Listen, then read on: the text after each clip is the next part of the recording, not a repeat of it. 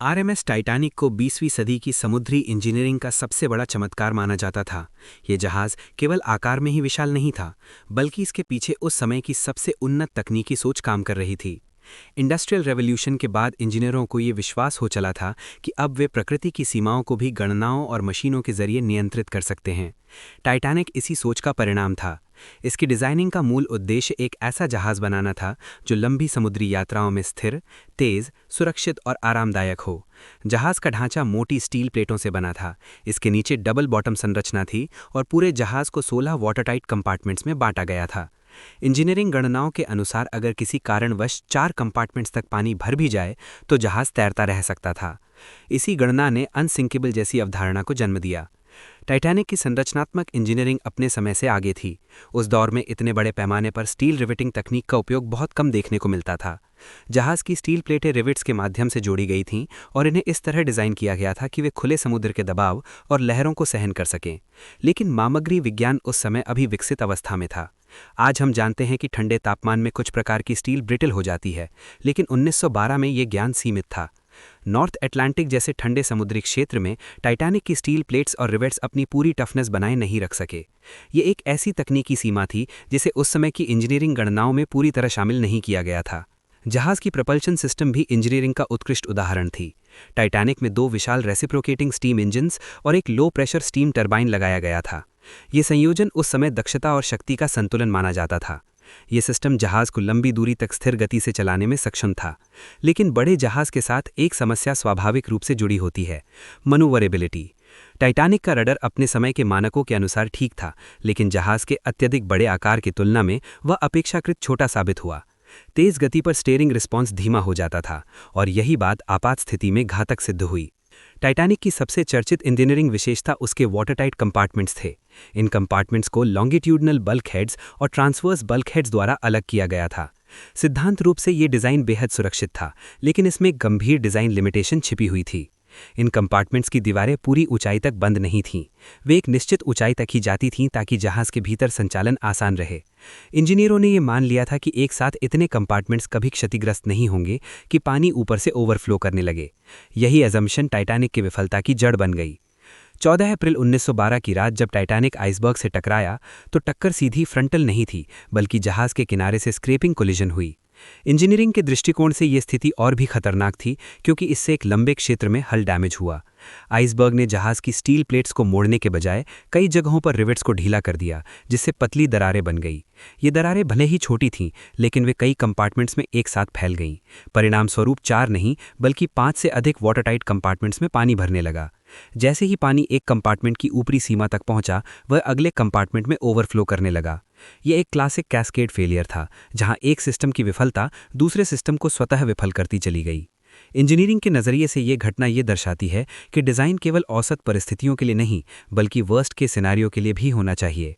Titanic की गणनाएं इस अजम्पशन पर आधारित थीं कि नुकसान सीमित रहेगा, लेकिन वास्तविक परिस्थितियां अक्सर गणनाओं से अधिक जटिल होती हैं। जैसे जैसे पानी आगे के हिस्से में भरता गया, जहाज का ट्रिम बदलने लगा। आगे का हिस्सा नीचे झुकने लगा और पीछे का हिस्सा ऊपर उठ गया। इससे संरचनात्मक तनाव बढ़ता गया। अंततः जहाज की कील और हल पर इतना स्ट्रेस पड़ा कि वह 2 हिस्सों में टूट गया। टाइटैनिक की एक और गंभीर इंजीनियरिंग विफलता सेफ्टी सिस्टम से जुड़ी थी।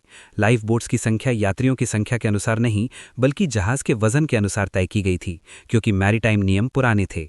इंजीनियरिंग डिज़ाइन में ये एक सिस्टम लेवल फ्लॉ था, जहां नियमों का पालन तो किया गया, लेकिन वास्तविक मानव सुरक्षा को प्राथमिकता नहीं दी गई। इसके अलावा इमरजेंसी ड्रिल्स और इवैक्यूएशन प्लानिंग भी अपर्याप्त की। आधी खाली लाइफ बोट्स का समुद्र में जाना ये दिखाता है कि सिस्टम केवल डिज़ाइन से नहीं, बल्कि उसके एग्जीक्यूशन से भी जुड़ा होता है। टाइटैनिक की ट्रेजेडी ये भी सिखाती है कि इंजीनियरिंग केवल मशीनों और संरचनाओं तक सीमित नहीं होती, बल्कि उसमें मानवीय व्यवहार, डिसीजन मेकिंग और ऑर्गेनाइजेशनल कल्चर भी शामिल होता है। आइसबर्ग वार्निंग्स मिलने के बावजूद गति कम न करना एक तकनीकी नहीं बल्कि ऑपरेशनल डिसीजन था। लेकिन इंजीनियरिंग सिस्टम्स को इस तरह डिज़ाइन किया जाना चाहिए कि वे मानवीय गलतियों के प्रभाव को कम कर सकें। टाइटैनिक इस सिद्धांत पर खरा नहीं उतर सका। आज जब इंजीनियरिंग विज्ञान कहीं अधिक उन्नत हो चुका है, तब भी टाइटैनिक को समुद्र से बाहर निकालना संभव नहीं माना जाता। इसका कारण केवल गहराई या दबाव नहीं है, बल्कि संरचनात्मक डिग्रेडेशन भी है। समुद्र की तलहटी में मौजूद बैक्टीरिया, जिन्हें रस्टिकल्स कहा जाता है, जहाज के आयरन को धीरे धीरे खा चुके हैं। टाइटैनिक अब एक मजबूत संरचना नहीं, बल्कि एक फ्रेजाइल फ्रेमवर्क बन चुका है। यदि उसे बाहर निकालने की कोशिश की जाए तो वो अपने ही वजन और तनाव से टूट जाएगा। इंजीनियरिंग दृष्टि से ये रिकवरी प्रॉब्लम नहीं, बल्कि प्रिजर्वेशन एथिक्स का मामला बन जाता है। टाइटैनिक की कहानी आज भी आधुनिक इंजीनियरिंग पाठ्यक्रमों में पढ़ाई जाती है, क्योंकि एक परफेक्ट केस स्टडी है कि कैसे मल्टीपल स्मॉल डिज़ाइन एजम्पशंस मिलकर कैटास्ट्रॉफिक फेलियर का कारण बन सकते हैं। इसमें मटेरियल साइंस की सीमाएं थीं, स्ट्रक्चरल डिज़ाइन के एजम्पशंस थे, सेफ्टी रेगुलेशंस की कमियां थीं और ह्यूमन डिसीजन मेकिंग की गलतियां थीं। ये किसी एक इंजीनियर या एक तकनीक की विफलता नहीं थी, बल्कि पूरे सिस्टम की विफलता थी। टाइटैनिक हमें ये सिखाता है कि इंजीनियरिंग का उद्देश्य केवल बड़ी और तेज़ चीज़ें बनाना नहीं, बल्कि सुरक्षित, रेजिलिएंट और फेल सेफ सिस्टम्स विकसित करना है। किसी भी डिज़ाइन में ये मानकर चलना चाहिए कि चीज़ें गलत हो सकती हैं, और जब हों तो सिस्टम कैसे प्रतिक्रिया देगा। टाइटैनिक में ये सोच अधूरी थी। इसी वजह से उसकी सबसे बड़ी खूबियाँ, उसका आकार, उसकी गति और उसका अनसिंकेबल होने का भरोसा अंततः उसके डूबने की वजह बन गई। इंजीनियरिंग के नज़रिए से टाइटैनिक का डूबना तकनीक की हार नहीं, बल्कि अधूरी सोच की हार थी। अगर कंपार्टमेंट्स पूरी ऊंचाई तक बंद होते, अगर मटेरियल्स कोल्ड टेम्परेचर के लिए बेहतर चुने जाते, अगर सेफ्टी सिस्टम्स को सेकेंडरी नहीं माना जाता, तो शायद इतिहास कुछ और होता। लेकिन यही इंजीनियरिंग का स्वभाव है। हर विफलता अगली पीढ़ी के लिए एक सबक छोड़ जाती है।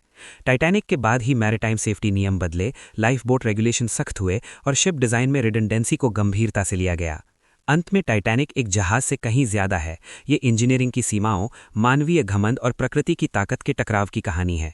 ये हमें याद दिलाता है कि गणनाएं कितनी भी सटीक क्यों न हों, वास्तविक दुनिया हमेशा उनसे एक कदम आगे होती है। सच्ची इंजीनियरिंग वही है जो इस सच्चाई को स्वीकार करे और हर संभव स्थिति के लिए तैयार रहे। इस चैनल पर हम सिर्फ कहानियां नहीं सुनाते, हम इतिहास, विज्ञान और इंजीनियरिंग के वो सच दिखाते हैं जो किताबों में अधूरे रह जाते हैं।